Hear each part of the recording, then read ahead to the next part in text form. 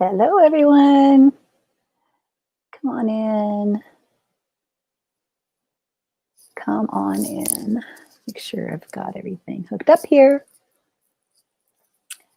Welcome, welcome. Today we're going to talk about the beautiful carnelian.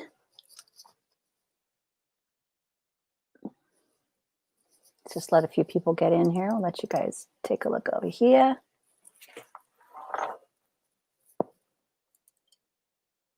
So interesting. Okay. Trying a new view over here for you guys. So I'm not like looking up at Instagram. Here. Hi. Here we go.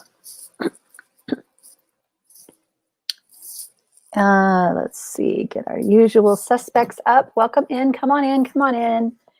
We're just getting started. Oh, I wanted to put up something for y'all. Something for you to focus in on.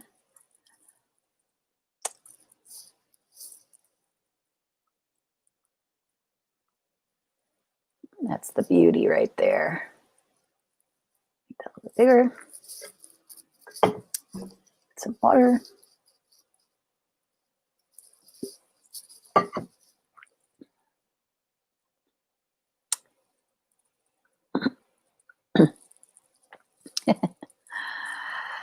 Oh my goodness.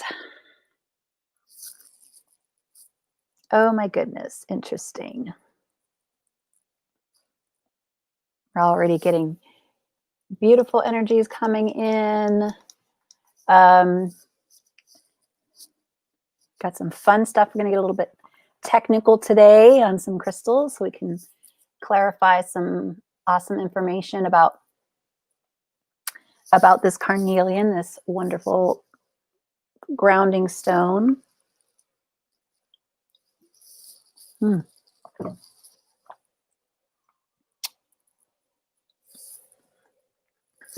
sure we're letting people in here. Good. So welcome to this beautiful day, day 18 of the 21 days of crystal heartenings. Come on in, guys. Come on in. Hello. Hello, hello.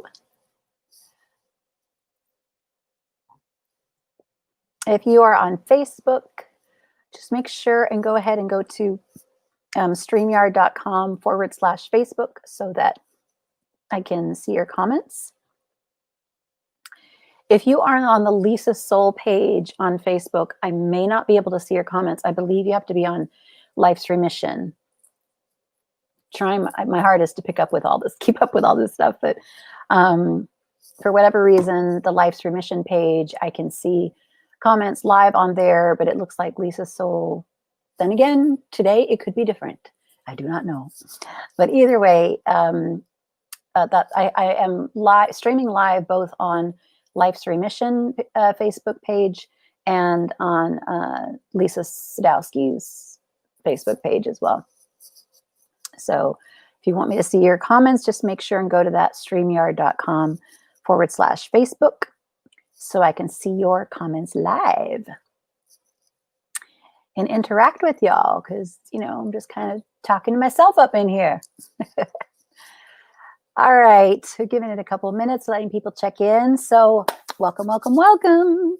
We have an exciting day today. Today, we are talking about the beautiful carnelian.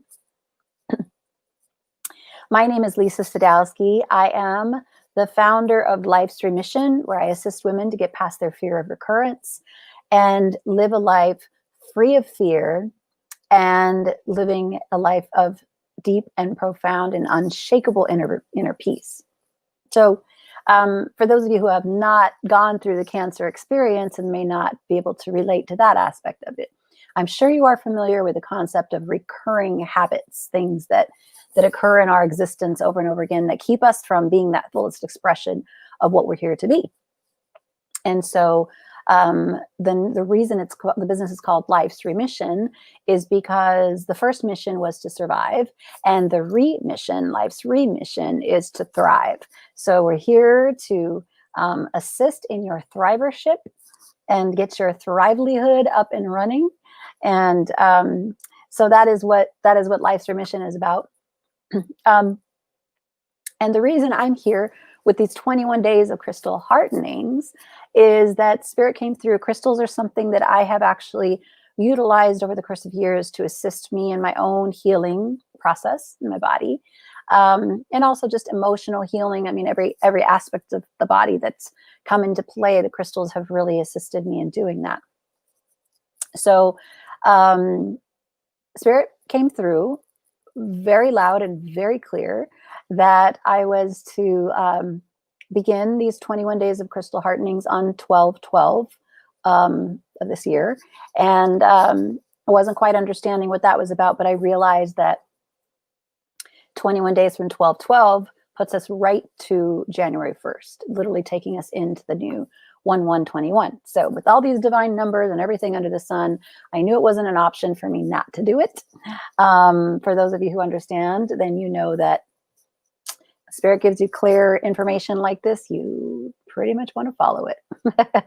So what the name of it is called 21 Days of Crystal Heartenings, because these are actually each crystal, each day, which was given to me in a specific order, is to allow a heart opening. And the message here is that we want to function from the heart, speak from the heart, and take action from this heart space.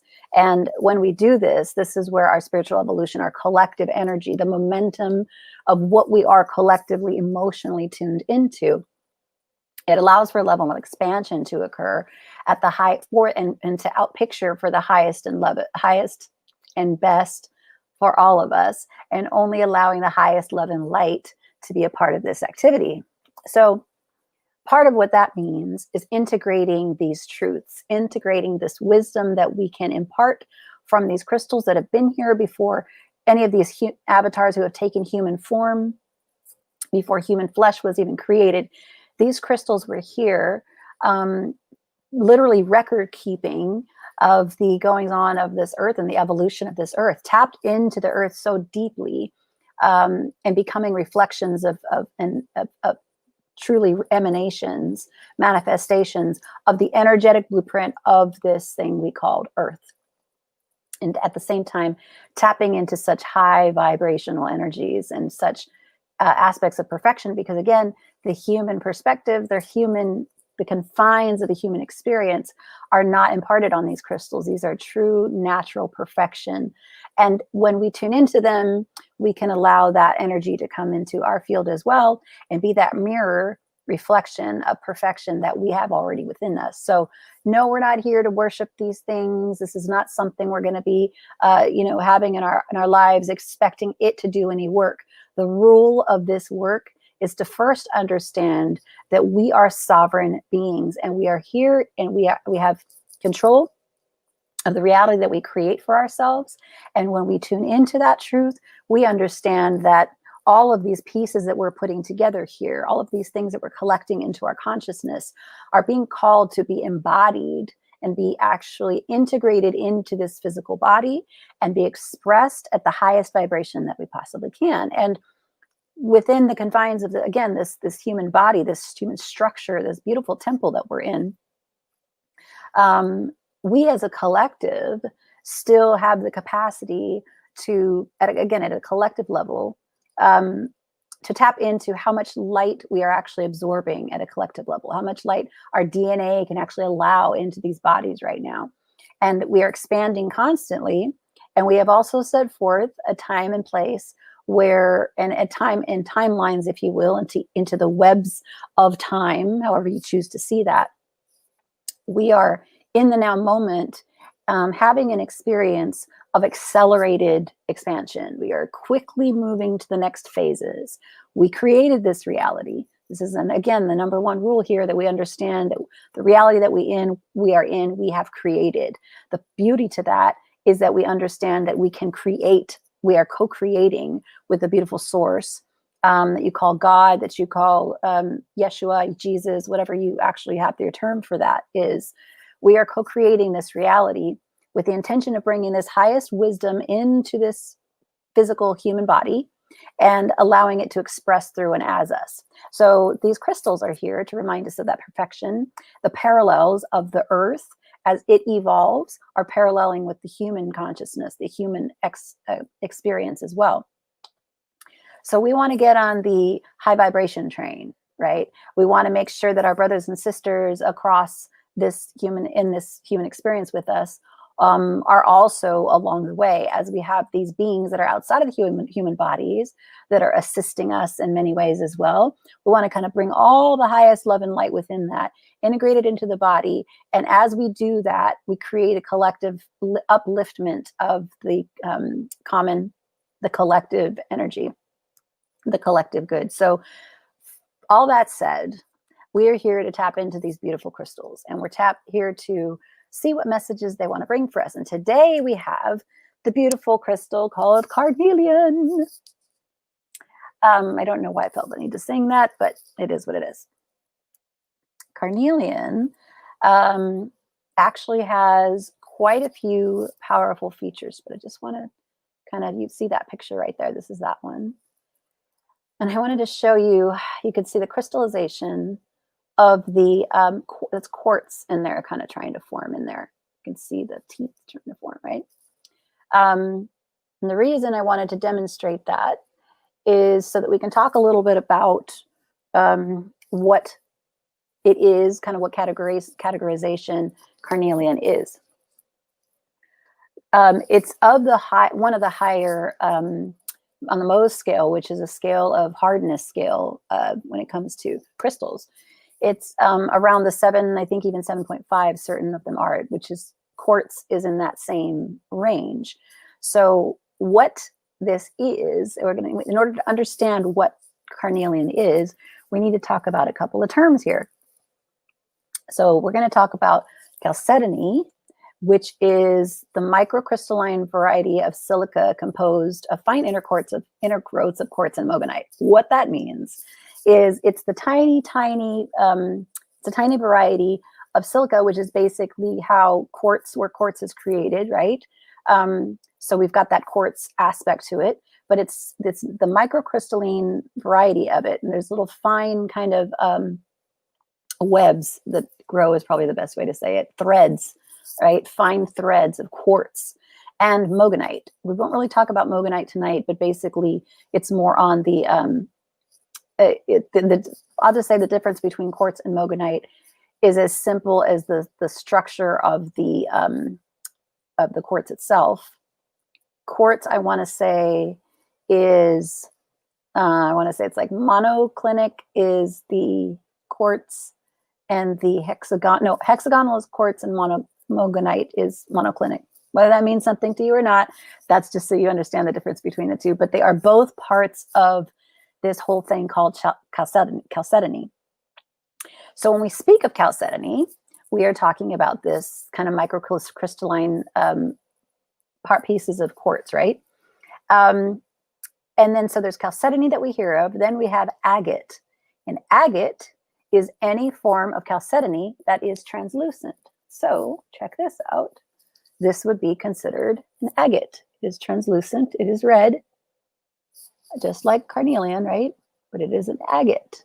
You see the bands, you actually see right in here, you can see that little hole right there is actually formation of crystal quartz druzy. It's actually quartz, straight up quartz right there, right? And you can see how it all kind of bands together as such, right? But I can demonstrate the translucency. Of course, I don't have anything that, hold on one second, let me show you.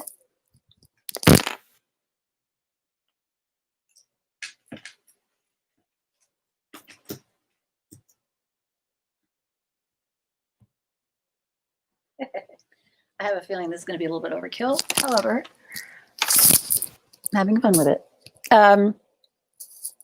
So there's some light behind it so you can see the translucent nature of it. Look at that. Lit up completely. right? Oh, that kind of give you it, right? You can see the light coming right through it. So this would be considered an agate. Now, but wait, is it carnelian? Yes, it actually is. Carnelian can be considered an agate, all within the chalcedony family, right? So this one would be deemed an agate. This one looks a little bit translucent as well. Actually, I'll talk about this one a little bit later. But as you can see here, this has some more darker aspects of it, right? This is a little bit more orange in color, lighter in color. This is got more darkness in here. See the veins, the difference in color there.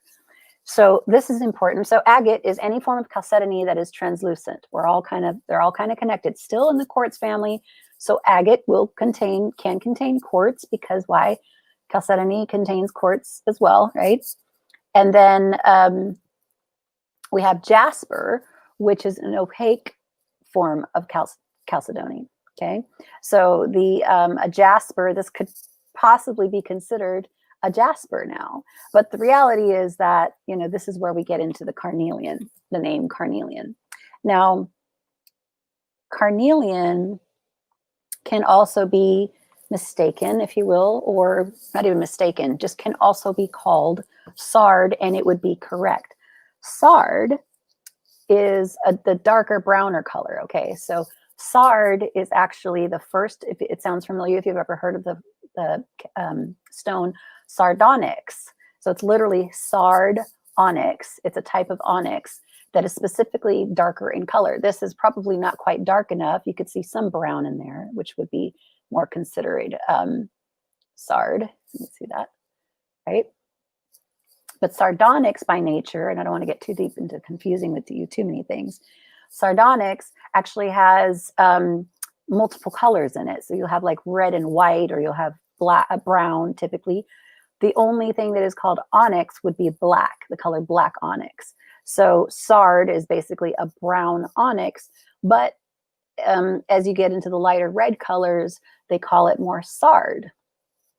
So is it sard? Is it carnelian? Is it jasper? Is it chalcedony? It's kind of all of the above. So the reason I say this is because you'll hear a lot of different names. You'll see something that says it's a sardonyx, and then it looks like carnelian. Just know they're all in the same family. They all grow together. This is something that might be called sardonyx because you've got the banded nature of the red, which is more like an orange, though. This is why I call it more of a carnelian. You don't really see much black in there, but there is banding, some significant banding. It's a little bit of darker color in there. So we can show you as well. You see some banding, you see the orange or the red and the white. So this could be called carnelian, or it could be called, sorry, my light's kind of acting up. It could be called sardonyx. So the thing about this is it has a little bit of black. Typically sardonyx has, not typically, but a lot of the sardonyx out there has the black, the red, and the white, and some other colors in it, a little bit of yellow sometimes I've seen. So so just keep that in mind as you're shopping for carnelian. If you see some sardonyx, here's a little bit, this as well as translucent. You can see, I don't know if you can see the banding on it, but there is some white banding on it. Very translucent, right? So this is basically an agate, a chalcedony, I should say, chalcedony. Call it what you like. The energy is still the same. But I know it can get very confusing.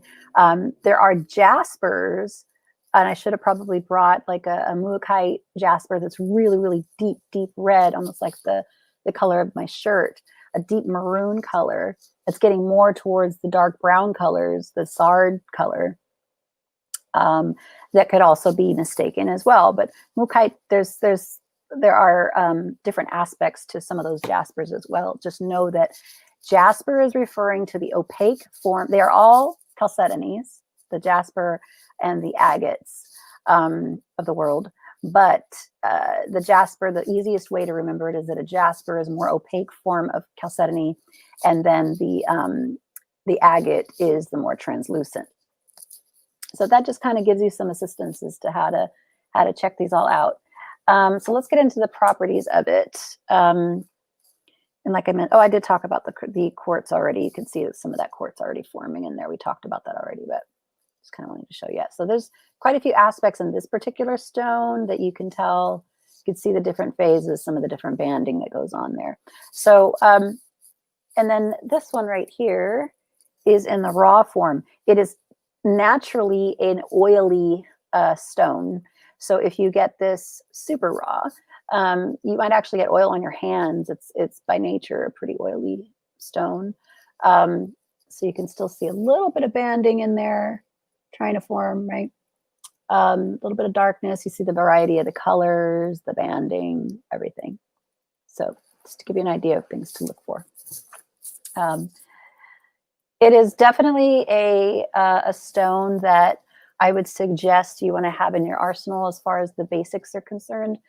To me, some of the basics are selenite, tourmaline, carnelian, and an amethyst as well. But I think as far as like necessities, kind of like the first aid kit of crystals, I would say consider selenite first, then black tourmaline, and then carnelian. So the reason that carnelian is one of my favorites and a very powerful stone as well, it is also one of the few stones, one of the stones that does not need to be, they say it doesn't need to be cleared, but what it does offer, meaning I spoke about some of the processes before where we can put them in water to cleanse them energetically. Again, you don't want to do that with a non-polished form of stone for the most part. With carnelian, you're pretty much okay, but it helps when we have the polished stones when we're dealing with water. But anyway, as far as clearing the stones or cleansing them, carnelian is self-clearing and self-cleansing. However, I still really always suggest to always clear all of your stones, because sometimes you can remember which stones need to be cleared, which ones don't. Just make sure we're imparting the proper intentions of the highest love and light at all times. And in order to do that, it's not going to hurt them to charge them or clear them as often as possible. But what is really powerful about carnelian, and why I consider this as something you should have in your little, save your little first aid kit, if you will, is that it's actually a charger. So just like batteries, keep in mind, when we remove these crystals from the earth, when they were in the earth, they were living and they had life energy coming through them, whether it be the ground, the water, the environment that's actually feeding them, the sun, right? That's continuing that growth in them. Once we remove them from that element, I forgot to close my door, so I have a feeling that we're going to get a visitor. My cat, just heard him meowing and declaring his presence. So I apologize. So anyway, so what this actually does is it allows an environment, an experience of cleansing and clearing and charging. So like I mentioned, these batteries, these crystals actually are, once they're removed from the earth, it does serve them to charge them. Now you can charge them with things like the sun. We talk about that sometimes, but you don't want to leave something like this that's photosensitive in the sun for too long. You can charge them with the moon energy that come in, and some people don't really resonate with moon energy, or they don't want to associate with that. So this is what's beautiful about carnelian, is it is a charger. So I like to keep these throughout my crystal collections to constantly kind of be the battery charger for all of my crystals. So it's another feature that this is one of the unique stones that does that. So that's why I say, as far as a crystal first aid kit, this is a good one to have. And again, you don't need these bigger pieces, or even like something like this is really inexpensive for a piece of raw carnelian for a good size to place throughout your home. And you can buy them and place them throughout your home overall, and just put them next to any other crystals that you have in the house. Put them in the corners of your house with some beautiful gridding that you can do with them as well. So that's kind of the scientific stuff about carnelian. I really wanted to talk about that today because when we're referring to the different types of, chalcedonies versus, versus sard versus sardonyx versus agates and all that good stuff. This will really help you if you understand that the chalcedony is the overreaching category, if you will, that these stones fall into. And then agate is the translucent version of that. And then jasper is the opaque form of, I keep wanting to say chalcedony. So just something, a little insight for y'all. So, all right. What I've been kind of walking through as well, since we are in alignment with the Kwanzaa energy, since it's bringing us into this new experience. For those of you who are watching this at the later time, you can tune into the beautiful energy of the Kwanzaa teachings. And today is Ujamaa, and it's associated with the cooperative economics, building our own stores and profiting together. Now, this is a Swahili term, and specifically referring to a culture that has really needed to spend a lot of time to take care of their own. We can, however, take this beautiful teaching and remember that, especially for those of us, if you want to call yourselves light workers, those of you who have come in to do some powerful energetic work and you know you're here to serve the greater good, sometimes it can be an environment where you can feel victimized, you can feel like a little bit of an outsider. And instead of taking the attitude of saying, well, because of the work I'm doing, I don't know many light workers who would think this way, but instead of looking at things and as needing assistance, instead, if we can take that, again, tap into that sovereignty that we are, and remember that we can create our own reality. So the spirit of Ujamaa today is talking about that cooperative economics and also tapping into building our own stores and profiting together, right? If we take that same mentality from a spiritual aspect and realize that we can pool together these energies as high as vibrations and collectively understand that we are literally uplifting the human consciousness. For those who are interested in taking that rise with us, it kind of fits in with the concept of Ujamaa. So I just been really, I was pleased and just so excited to know and honored to know that we are in alignment with these 7 principles. So, so today, as we talk about building our, this cooperative economic concept, yes, Carnelian assists with abundance, with our leadership skills. Again, yesterday we were talking about really tapping into our leadership skills as well. And so this is kind of like a continuation. Like I said, the flow of these stones is really amazing. I'm just loving how the order that they came in.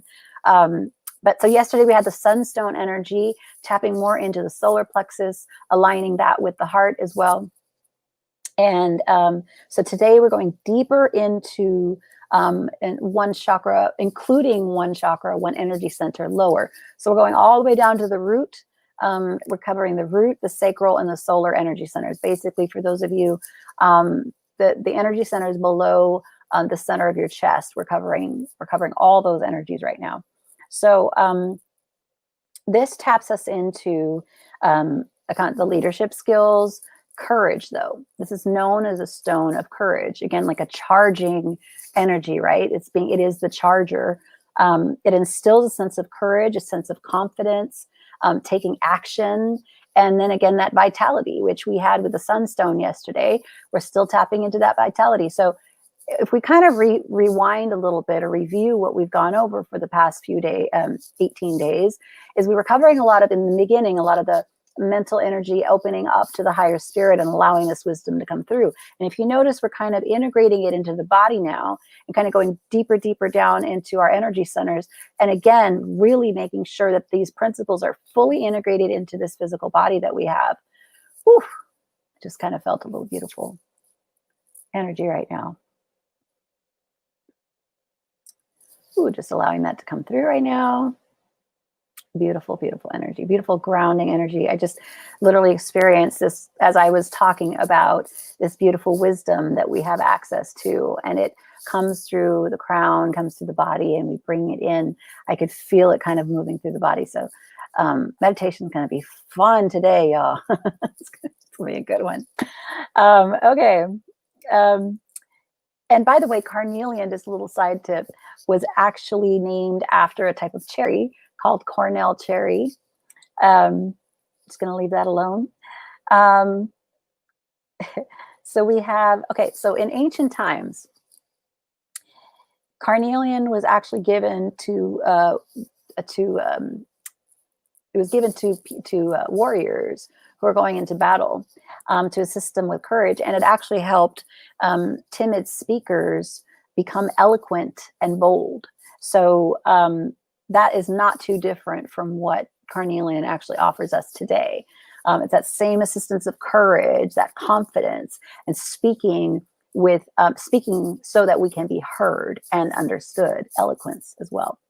It assists with taking massive action. So this is really tuning into that core energy, our grounded energy, to give us a feeling of moving past any fears. And like I mentioned before, what I'm here to do is assist people to live a life free of fear. So the stone really, really aligns with that action as well.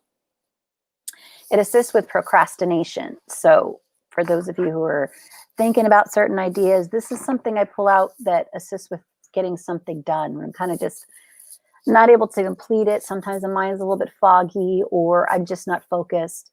Carnelian is an excellent grounder, but also just setting up those intentions and making sure we're following through with it. It is a stone of manifestation. So again, when I'm talking about integrating this energy through the body and rooting it in, let's really talk about the concept of sustainable lifestyle, and really make sure that we're grounding in these principles. It doesn't serve us when we have this wonderful wisdom that comes through us and even excites us a little bit, but then we take no action towards it. And I'm not specifically talking about, being in protest to an aspect either. That for many people that is their calling to do it that way. Action can actually be taken from an energetic level, and that could be your calling as well. So, but if we tune in deep enough, we'll find what that action is, and we'll probably see that there's an aspect of ourselves that isn't following through with it. So this actually assists with making sure that we do. Just get that on there. Okay, so overcoming fear, taking action anyway. Basically making sure that we're not falling for any stories that might convince us that we're this victim that can't deal with these things, that we can't take action because A, B, C, or D. This is typically those excuses come through because of fear. So this actually gives us the courage to step forward into the full expression of the truth that we're here to be, and gives us the courage to do that. So, and also vitality. So a lot of times, many people don't take action just out of sheer lack of energy. There's just a physical lack of energy to actually move forward. I'm just too tired, or I've been working so hard, or the body is just needing and requiring rest. This does a couple of things. It tunes us into what action is for us to take, and then it also embeds a beautiful feeling of vitality and of vital energy, so that we can take that action, right? But understand it's a holistic approach. So the energy that is supplied is the energy that is called forth for the action that needs to be taken, and that each individual at a soul level is here to take. So it's a very intuitive stone, as are all of these, by the way, but it is a detoxifier from alcohol or drugs. So it assists with the way that it does that is actually by breaking negative habits. So again, when we're getting into this courageous standpoint, this confidence, when we're in that state of connected and collectiveness, when we're centered in that space, suddenly we are able to take more action than we thought we could before. So this is where it really assists with that. And from a physical standpoint, it's really good at balancing hormonal imbalances. Again, we're focusing on these lower energy centers in the physically in the body. So yes, the sexual energy, the sexual centers, to make sure that there's clearing, charging, just like the stone actually does, clearing and charging of those areas, again, this is our manifestation core. This is where we create in women inside these wombs. This is literally the ultimate creation that is created in our bodies. So we want to make sure that the energy around that is cleared and is bringing in the highest frequency as we're creating these new lives. While pregnancy is occurring, before, during, and after, we want to make sure that that womb energy is cleared, because it does affect the new child to be born, obviously, but also it sets forth a feeling of confidence within that child when we work with Carnelian for those specific areas. So, and then as I mentioned before, as far as the stone is concerned, the chalcedony, another aspect of it is that in chalcedony, the quartz is layered in fibrous layers. I kind of talked about that it's microcrystalline variety of fine intergrowths. So it's layered in kind of in a fibrous way. So it's a lot finer, very microcrystalline. Jasper, however, the other version, the other aspect of chalcedonies, family of chalcedonies, if you will, is layered in like sugar-like grains. Okay, so this is why you'll get more of an opaque kind of color in the jasper as well. So there was something, though, that came through as I was speaking. It was, well, we do want to definitely talk about the concept of manifestation. There is a new, we talked about it yesterday, the new version, the new paradigm of leadership, where we are working to be of service to the greater good. And versus the old paradigm, which was a more kind of taking control, manipulation, forcing an experience to come forth, right? And when we understand that we are in the midst, or we can be open to the fact that we are in the midst of a very complex web. Imagine it like a spider web, but it's not just in one dimension or even two dimensions. It's multifaceted. It goes in multiple different directions, and it's all happening, and it's a network. It's a network that's created, that's happening at all times.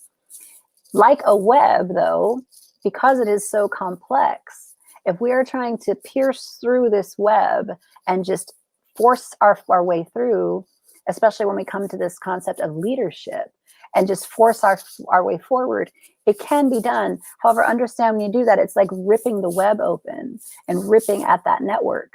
And it takes a lot more energy to do that. However, if we have the capacity and the understand to live in the flow and go with the flow, we can get to different places within this network and understand that now we're not functioning from a linear standpoint. We're not just functioning on one timeline, if you will. For those of you who understand these terms, that's great. For those of you who do not, just tune into the emotional undertone here of empowerment and of being open to the perception that we are more than what this physical body represents. We are more at a soul level. We are more than we could possibly imagine. And we are doing so much more at a soul level than we can even comprehend. And when we are open to that truth and we see that as a possibility, then when we are setting intentions, when we are here to manifest, we open ourselves to possibilities that could not be even contained within our human experience, and better this or greater than that, right? Greater than the human experience could even create in our mind. When we have so much focus on this linear experience of just getting exactly where we need to go based on what society has told us we need to do, based on what our parents have told us we needed to do, based on what our leaders have told us we needed to do. When we function from that space, we limit our perception, we limit our possibilities, our web of possibilities, and we limit our capacity to expand. But understand that we are limiting ourselves. We are not being held down by anyone. We are not being, none of this, no matter what we perceive here. At a soul level, we are capable of expansion to the widest good at a collective level. We're capable of expanding beyond our wildest imaginings. Yet we choose to live within the confines of this holographic image called life called human experience. So I don't say that to self-deprecate and beat ourselves up. I say that to remind you, as I am here as a reminder of the truth of who you really are, at the essence of who you really are. I sit here to remind you and stimulate that aspect of your soul, of your true essence, to remember that there is nothing that can hold you back. When we say you are an infinite being, you are infinity. You are an infinite being. And the possibilities that lay in front of you, and top of you, around you, everywhere, all around you, exist within the reach of what would be perceived as a physical outreach of your hand. It's all within your capacity right now. And depending on the decisions that you make, depend on which trajectory you'll go in and which part of the web you're going to be a part of. But understand that there's every second that passes, there are myriad of possibilities of how that second could go and what could happen for you. Think of a simple thing as like you're laying in the bed and you get up and you decide not to get up one day. You just lay in the bed and you stay there for 1 minute longer or 30 seconds longer or even a second longer. That extra second or that difference in seconds that you get up and you actually move around has an impact energetically around everything around you. And your entire timeline is shifting based on that one little decision, just on the decision to physically get your body up. There's a whole series of new options that create once we physically move our body. So imagine on a grander scale, all of the possibilities that exist based on each decision that we make at a micro level and at a macro level. And imagine when we're sitting here, especially when we're thinking about feeling locked down, feeling confined, feeling like we're in a state of scarcity. Remember the choices that you can make and tap into the decisions that you can make. And if you can't even physically move, if you are tied down physically, if you are literally in a situation that you cannot move, or that anything, your mind, this is where it's got the beautiful power to open up, because we've been rehearsing this, tapping into opening up our mind as higher divine wisdom. You can do that. You can open up to a higher mind, open this beautiful wisdom to come into the mind and direct you as to what the next steps are to do. And we tap into that true essence of who we are, which we don't need to physically move for that at all. We just practice how to get there, so that when a trauma or an extreme situation or a toxic experience reveals itself into our field, we were already rehearsed as to how to get ourselves centered and get into the state of sustainable action. A holistic experience, meaning that the action that we're taking is to serve the highest and greatest good when we are connected to this beautiful essence and we remember who we are. We take action that starts from the heart and creates a trajectory towards our highest and greatest good. When we do this, we actually elaborate on that particular trajectory towards our highest and greatest good. And it could be a little bit of a windy experience through this web that I refer to, right? Versus a lot of our linear experiences, things that we want to see. You go to college, you do this, you take this class, you learn that, and you go to point B and you get to point C and you graduate and you become a husband and you become a father or a mother, and you do all the things that are lined up for that linear experience. I'm inviting you to open up to more quantum experience, to something that taps you into this web of possibilities and allows you to even jump ahead, a quantum jump into a reality that is so expansive and so much full of so much growth for you, that if we are open to this, we can see it. But when we are staying in this linear lifetime, when we are only tapped into the physicality of who we are, and we don't tap into this higher wisdom, we limit the direction that we go to. We limit the outcome. And that doesn't necessarily mean you're going to have a bad outcome, but there could be more waiting for you that you're unaware of. So this particular stone is to assist us with tapping into that remembrance, this confident space that we can be in, to remind us that we are sovereign beings here to be fully expressed, be the fullest expression of the highest love and light. When we remember that, miracles happen. Magic happens. And we are now in the director of our life story, a co-creator with source that comes in and assists this, that navigates through this, because we're letting the flow of source to designate what the next steps are, versus the confines of our human mind that is limited in what we can achieve. Okay. So hopefully that made sense.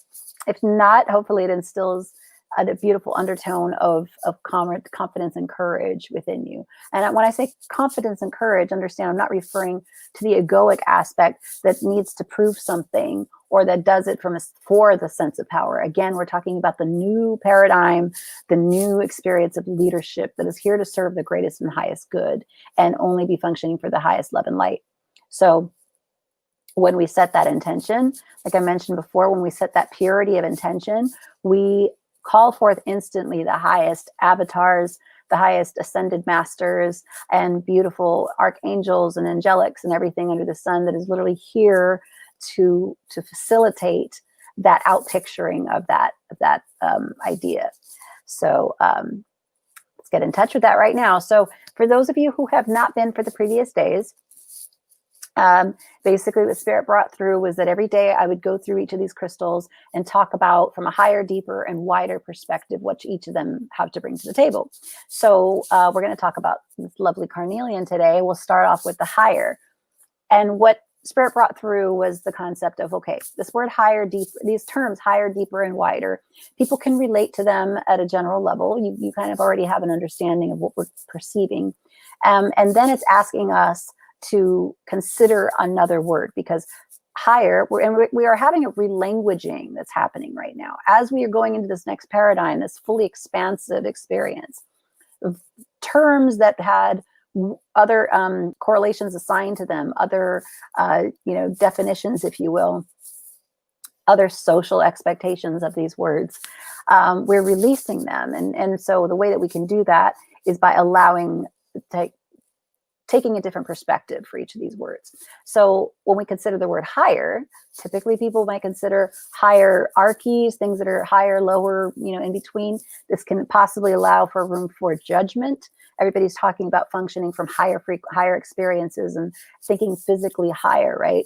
Talk about heaven being above us, when in all reality, heaven, when spirit in its fullest, is all around us. It's omnipresent, omnipotent, always in its fullest expression, everywhere around us. So there is no high, low in between. It just is. So when we consider the word higher, instead we're asked to contemplate the word release and ask ourselves, what can be released so that more may be revealed?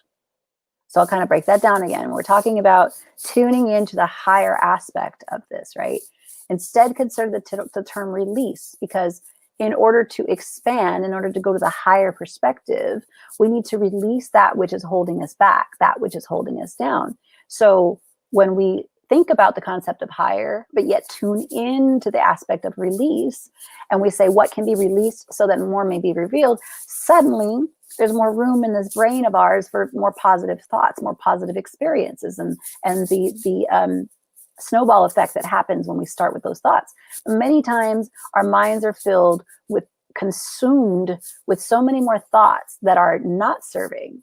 For example, say you are walking down the street one day and somebody is not having a great day and they look at you and they just say, "You're fat." They tell you something like that. And you look at them and you're just completely just appalled and you're upset and you're angry and you keep walking because you know better than to engage with them, right? You keep walking. But here's the thing. That person said that phrase once. But what happens in the human experience, if there's any aspect of us that agrees with that, if there's any aspect of us that has lack of confidence, right? We will take that term and repeat it in our mind. We won't even hear it. Our subconscious repeats that. You're fat, you're fat, you're fat, you're fat. It keeps saying it millions of times. But yet we get angry at that person. Our day has been shifted. We're really upset and we're really not doing well. But all we keep thinking about is that person. That person put me in a bad mood. But the reality was, while their intentions were not pure, and yes, they have their own karma to deal with, I'm sure. The reality, when we break it down, is they literally said that phrase once. The rest of it was all us, was all that person that was, if they decided to allow those thoughts in. Not that all of us do that, but if we allow those thoughts to repeat themselves and we don't take notice of them, The reality is that many people might have taken that phrase and just, already had tried to subdue the thoughts, but still they're running and running and running. And it's just what the human mind does. So when we understand that, okay, hold on a second, that's not true. I am a divine and beautiful being exactly as I am. I am created in the perfect image, that divine source that God wanted me to be. I am a divine emanation of source, of God. That's what I am. I am not that they just called me. That is not the essence of who I am. And when we stop that, we create that new memory in our brain. We're releasing, okay, we're getting rid of those. We're not allowing those other thoughts to take occupancy in our brains. Now, flip it on the other side. This is to prove my point here. Say that person, is same person, you're walking by and he says, did you know the sky is red? Sky is red. Look, the sky is red. And you're looking at the sky, it's blue. You just know it's blue. And he says it's red. Your reaction is different. He's presenting a falsehood here as well. The first one was false and the second one is just as false as the second one. But you're not repeating that in your brain, because why? Because you have the confidence to know that that sky is blue. I don't care what you said. You might even laugh and think it's funny, right? But you wouldn't assume it to be true into your field. These are the type of thoughts that we want to clear out. These are the things of doubt, fear, worry that we want to have out of our experience. We don't want to ignore them.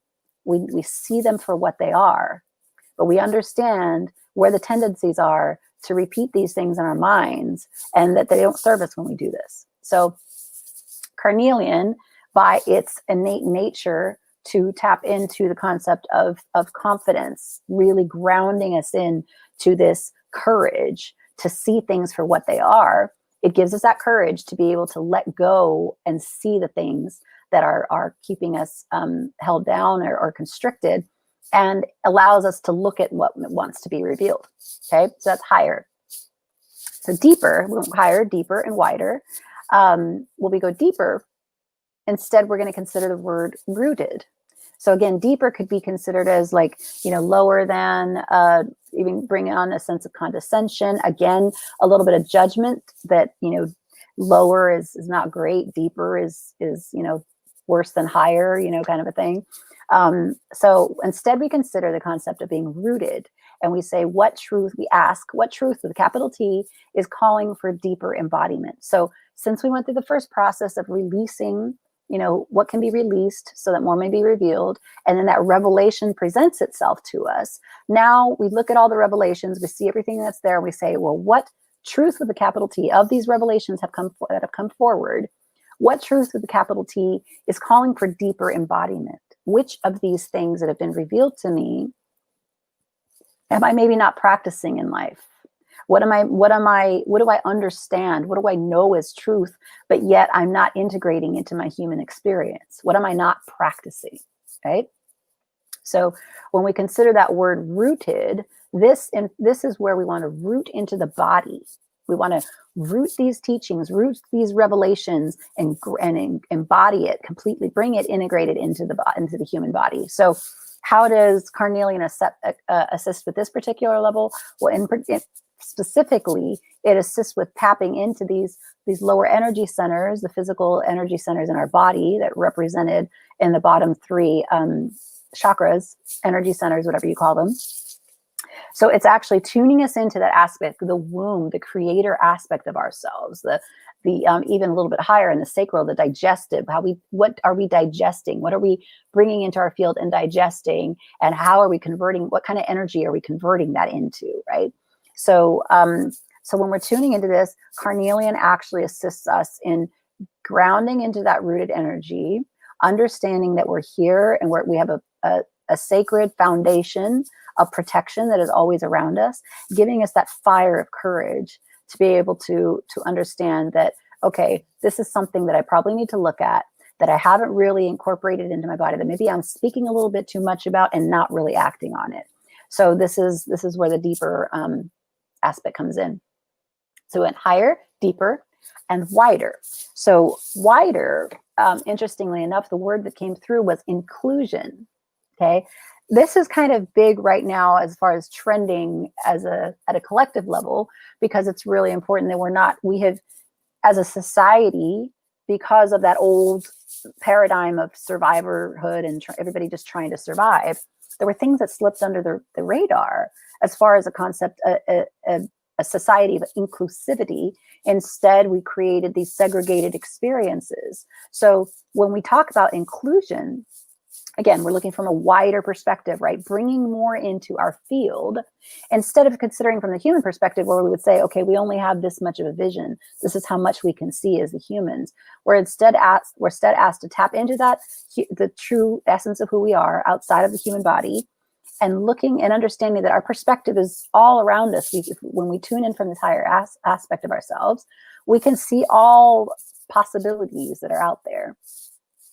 But in this particular exercise, we're simply being asked what opening wants to occur in order to assist with my spiritual expansion and ascension. So what is it that I have been excluding from my life experience?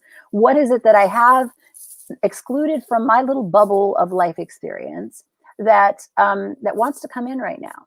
Now that I'm in this grounded space, right? I've kind of grounded myself. I understand that I've got the beautiful experience of this essential being that is within me. I'm tapped into this beautiful centered space, looking at these things and going, okay, what can I bring in now of that wanted to be embodied more in order for that embodiment to occur? Maybe we covered like what needs to be released, then what is revealed that wants to come into our bodies more. And then we figure out from an inclusive standpoint, okay, in order to do that, what do I need to bring into my field that I might have been excluding before? What do I need to allow into this life experience in order to assist with my spiritual expansion and ascension? We start asking these questions, and keep in mind, each of these questions here, if you sit down in meditation or you talk to your higher guides, whatever that may be, that the guides that you tune into, or the teachers, the spiritual teachers that you follow, energetically, you tune into this deep wisdom and you simply ask these questions, you will find that this entire experience of soul's expansion, of spiritual expansion, is so much, you gain so much more clarity as to what to do, because these questions are really, really giving you a deep, deep understanding. You know, everything, our life experience is based around the questions that we ask. And if we really tune into these and understand that some of the wording that we were using, some of the vernacular that was kind of being used at this point, it's all getting changed. I mean, we consider the things like the Holy Bible or the Torah and all this. These things have been translated generations over generations over generations. And if this word, if we really understood it so deeply, we wouldn't need to keep changing the definitions. The reality is that more and more is unfolding of all these teachings. More and more is being revealed. The truth was always the truth with a capital T. That never changes.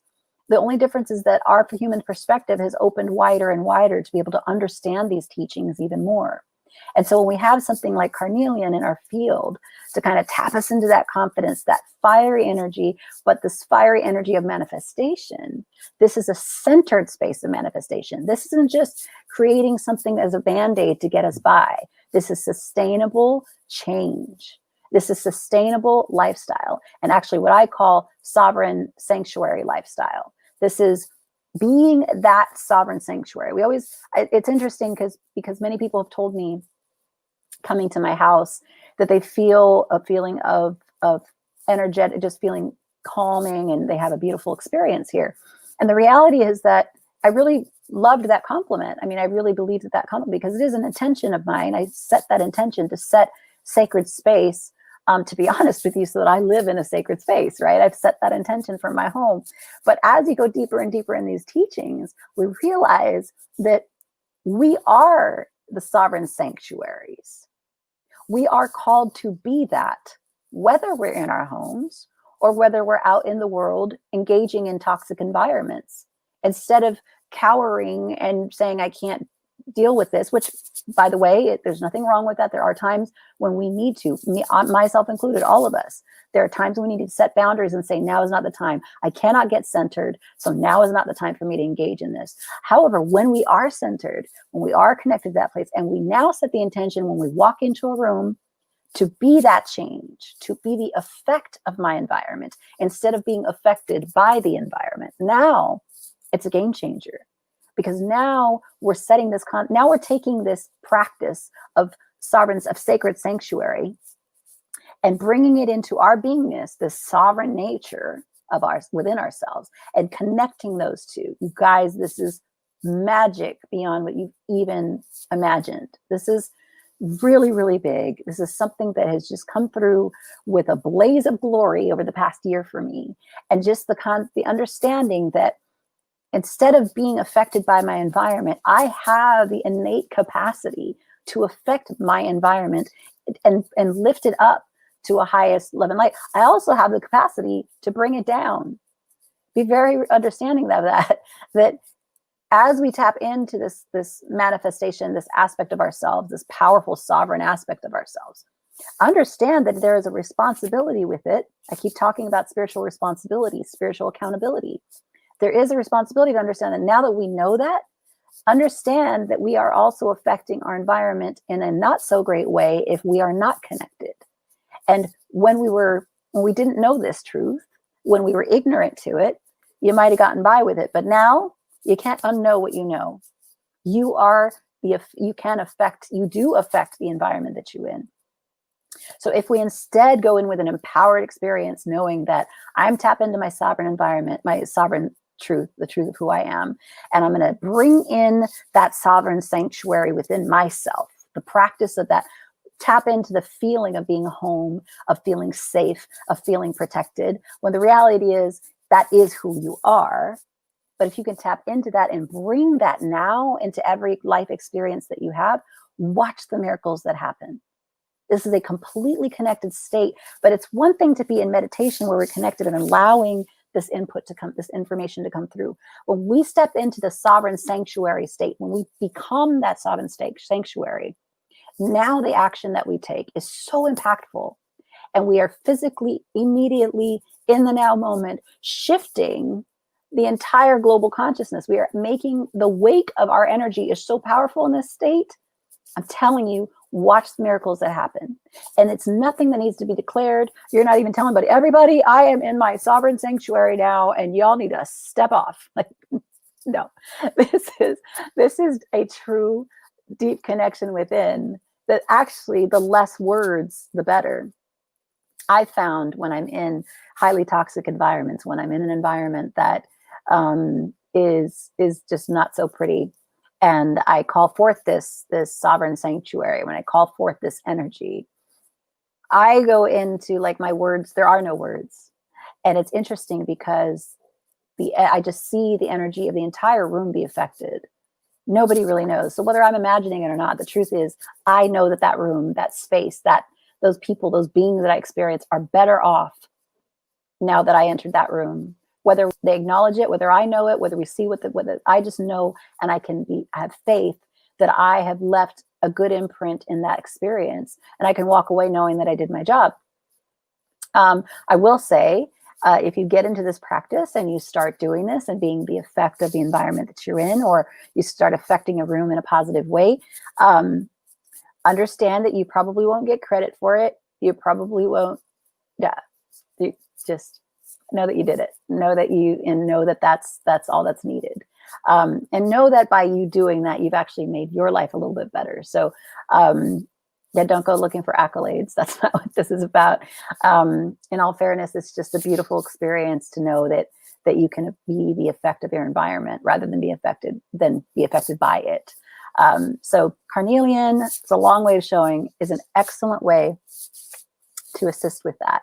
And it's an excellent way to tap us into the remembrance of just how powerful we are, and not from an egoic standpoint, right? Again, not seeking fame or any of that. Not that those things are bad to look for.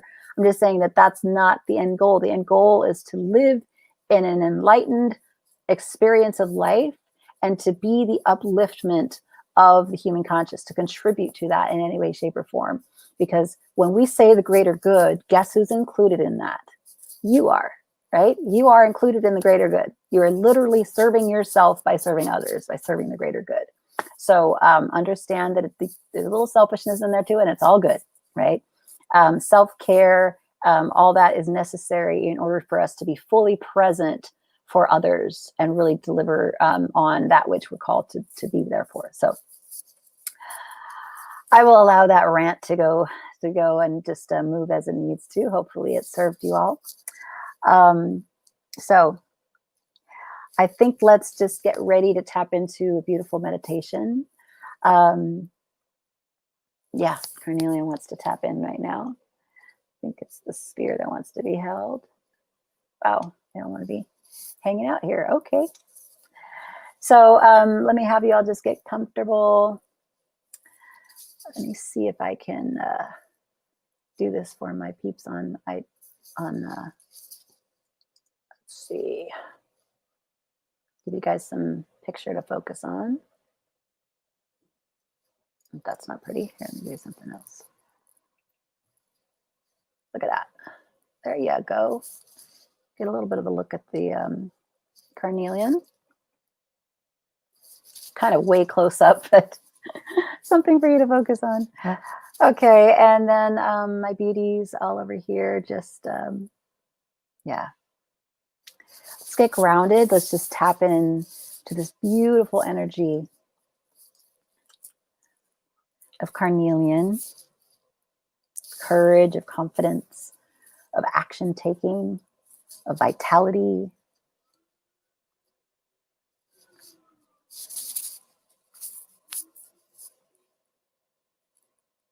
Just feel into the human body, this gift that we are, this gift, this temple called the human body. And tap into the essence of you. You, the sovereign sanctuary. You, this emanation of powerful, beautiful, graceful love, peace, divine intelligence.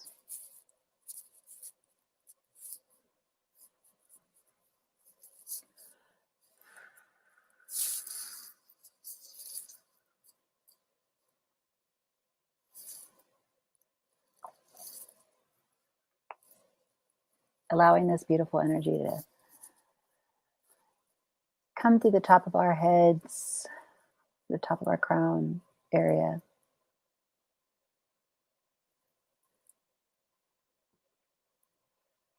And with a warmth and a soothing energy to come all the way through the body. At whatever pace your body temple would like it to be. At some point, it'll penetrate through the crown, the third eye, the throat energy center where we speak our truth. And of course, our heart center, our solar plexus, where the sun, our inner sun, the core of our beingness exists.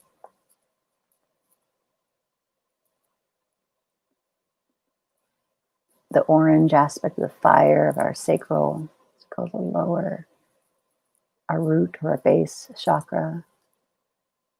Just feeling this beautiful, warm, penetrating energy, healing energy coming through the body. Igniting all these energy centers with the fire of divine courage.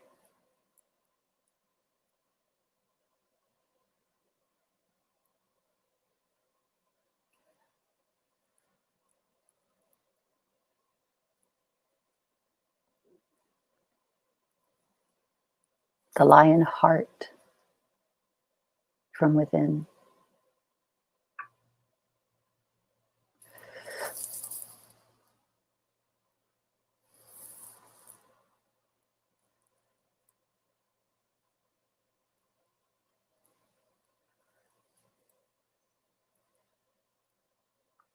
And knowing that all that is allowed in this field is the highest love and light, calling forth the highest aspect of everyone who is part of this transmission, whether in this now moment in the future now, all timelines, all dimensions. Only the highest love and light is allowed in this field. Anything less than that is sent back to source, raised to its highest vibration, and transmuted instantly into love.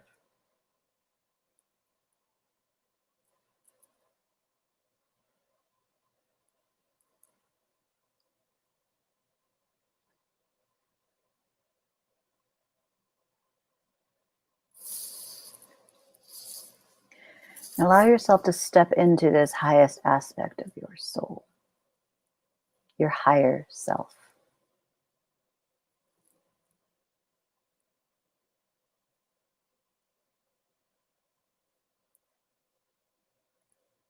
Be the observer of this life experience.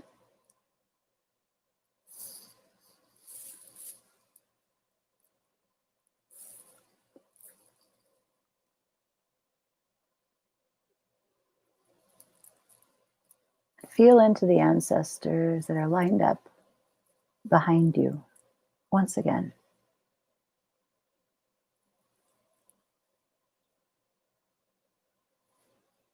The infinite lineage, the bloodline that has come all the way to you. You, the leader, you at the front of the line.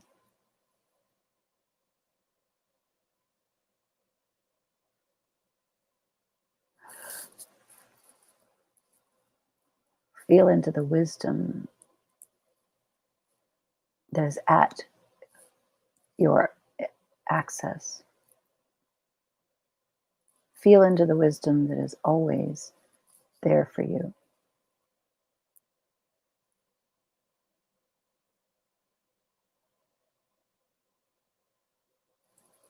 And feel into the transmutive fire of this Carnelian energy that runs through every single one of these lines, these bloodlines, clearing and cleansing and recharging all of this wisdom, raising it to its highest vibration.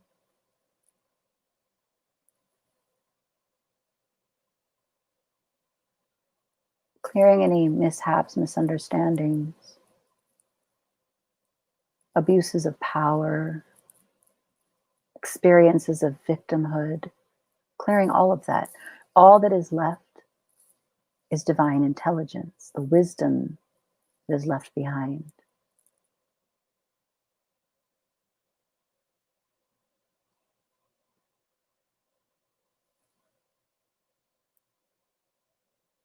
And when you turn to look at this lineage of wisdom, you realize that all you see is light. A library of light.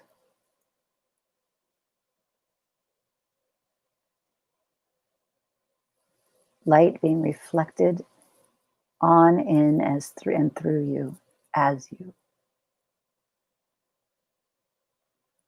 Codes of wisdom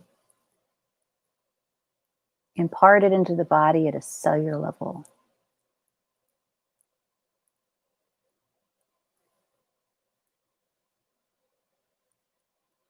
Allowing the DNA to adjust accordingly.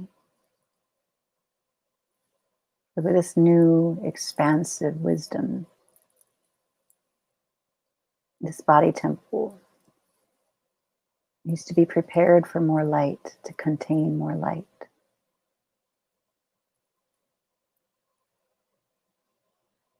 It is already done.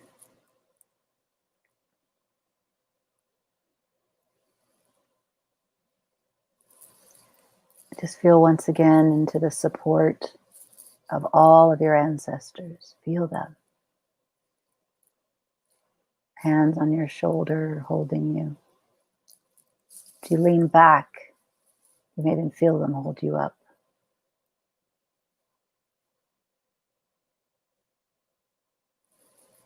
And if they're holding you up, feel them gently guide you upright, standing tall. They may even move one of your feet forward. For it is your time to step forward into your role as leader.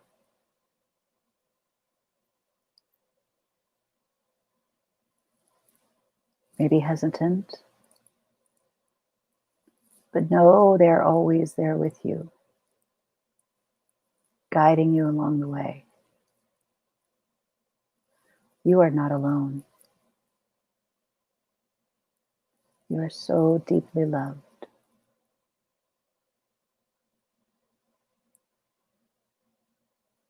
Feel into that love. Allow it to penetrate your heart space. Let it just fill to overflow your heart.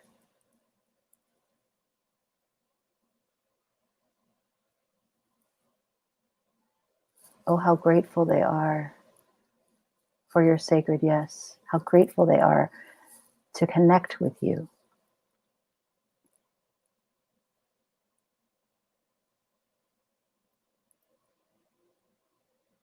So much love.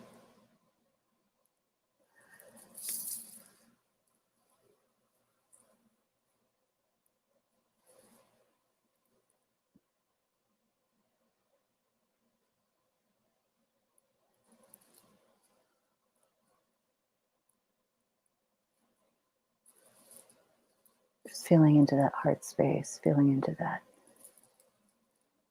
full, filled heart.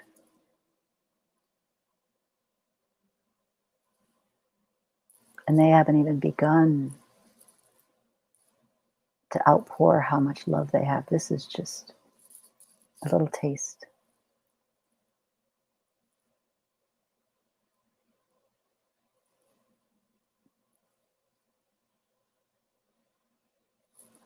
And as this expansive energy continues to grow within the heart space, we realize that the solar plexus area, this area of manifestation, and the sacral and the root, all of their energy, this confidence, this courage, is all integrating up into the heart. The expression of these energy centers will now come from this heart space, this connected and integrated heart space, fully integrated into the body. We speak from this place. We love from this place.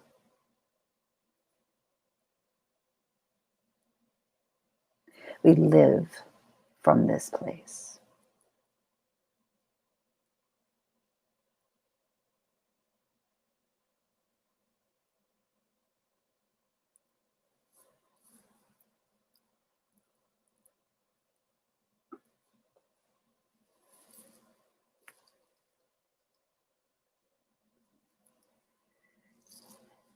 We allow this beautiful energy to flow out in the overflow, pour into our environment,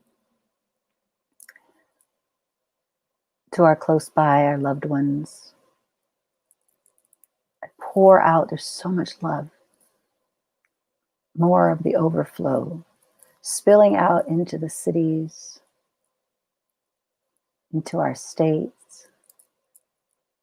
Just beautiful, clearing, cleansing energy, just love, permeating anything in its face and going right over it. Cover the entire country, moving to the continents, until it completely engulfs this entire planet and seeping down into the earth to its core.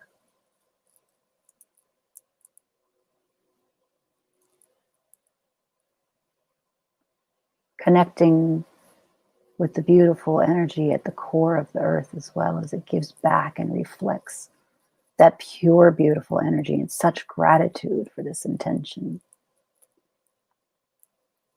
this mutual exchange of love, of peace, of joy, of healing.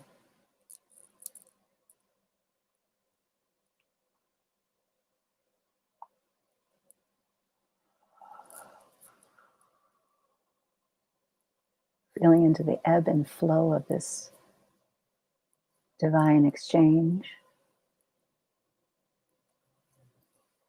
Allowing it to move through the human body as it feels.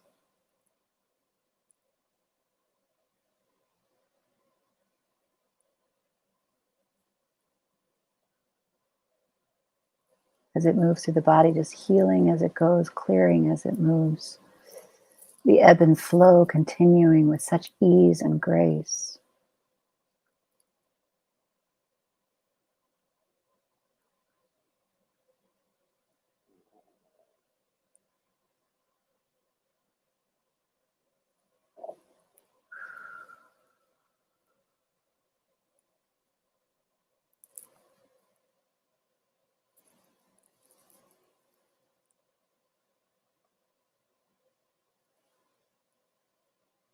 And then slowly bringing the awareness of our individual soul, bringing it back into the heart space, a beautiful body temple.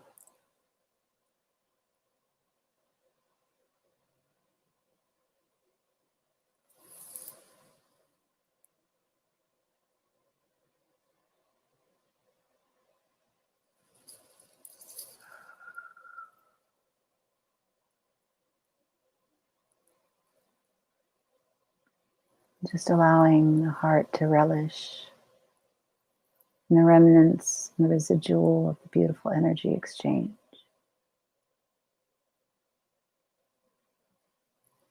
And one last connect to the mind so that the remembrance of this is embedded and engraved and never forgotten. And remembering that it can be called forth at any given moment.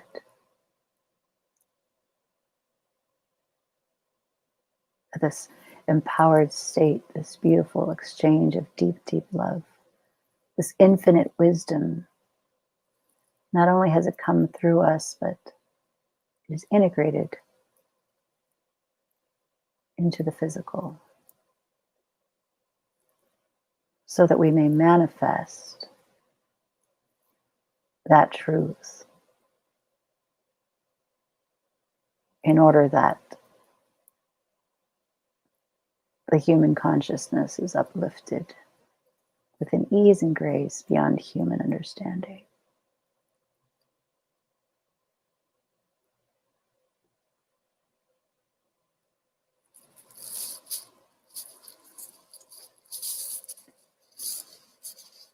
And whenever you're ready, just feel into the physical aspect of your body, your fingers, your toes.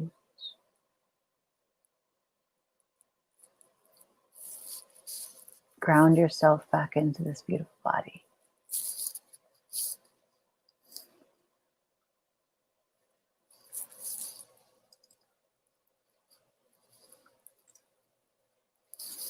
Whenever you're ready, if your eyes are closed, open your eyes.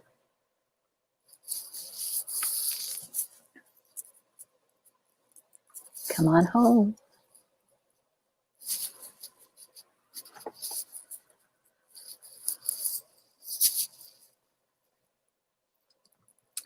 Welcome back, everyone. I hope that was a beautiful experience for you. It felt wonderful from my perspective.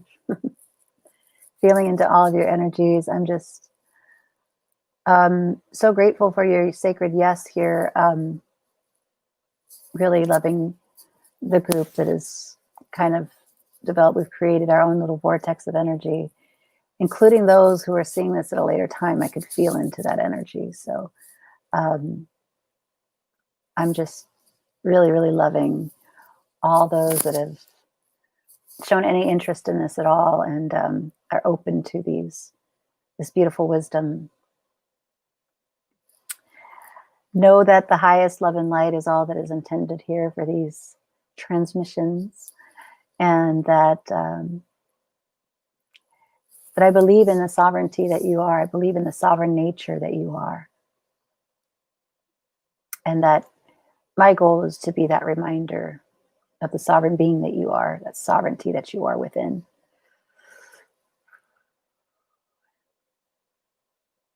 So if this has served you in any way, shape, or form, please make sure and stay in touch. We've got a couple more days left. Go ahead and go on YouTube and give me some subscriptions over there. That would be great. Subscribe to the YouTube channel. All these links for my Facebook, Instagram, all that stuff are all in the bios of Facebook, Instagram, and YouTube. But yeah, I would really appreciate getting that YouTube channel going so we can get some more subscribes over there. Other than that, we've got some great stuff coming. Like I mentioned, we will be launching Sovereign Sanctuary. There's so much coming from that, but there'll be a course that'll actually be assisting you in practicing this, being that sovereign sanctuary. So we've got that coming through. And then also I talked about the Sovereign Sanctuary bundles that will be coming at the beginning of the year. So make sure you stay in touch with all this. We'll get as much of it out to you as soon as possible. Right now, there's just so much coming through. It's just amazing. But know that I believe in you. Know that I know that the truth of who you are is a divine, sovereign, powerful being. And I hope you remember more of that, a little bit more and more of that every day that you're here with us. So see you tomorrow for day 19 of the 21 days of Crystal Heartenings. Bye, y'all.